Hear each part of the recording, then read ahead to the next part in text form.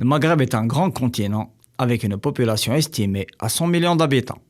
Depuis les années 2000, le paysage audiovisuel dans le Maghreb a connu une grande révolution avec plus de 70 chaînes créées et éparpillées entre 5 pays. Bien sûr, le Maghreb est dominé par les 3 pays nord-africains que sont l'Algérie, le Maroc et la Tunisie.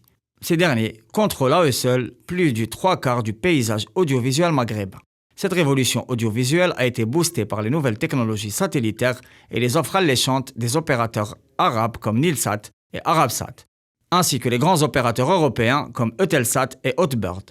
Avec la révolution arabe de 2011, le paysage audiovisuel maghrébin s'est démocratisé en Tunisie et en Algérie, où le nombre de chaînes créées hors des frontières terrestres de ces pays a atteint les 60 chaînes. Certaines comme Nesma TV et Hannibal TV en Tunisie, Chourouk El Nahar TV en Algérie ou Mehdi 1sat et 2M au Maroc se sont sensiblement imposées dans le paysage médiatique des télévisions du Maghreb.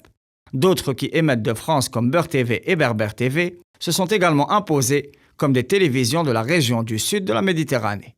Ces chaînes au financement privé ont concurrencé les chaînes publiques maghrébines, telles le 1TV en Algérie, Watania pour la Tunisie ou encore Maghrebia TV pour le Maroc.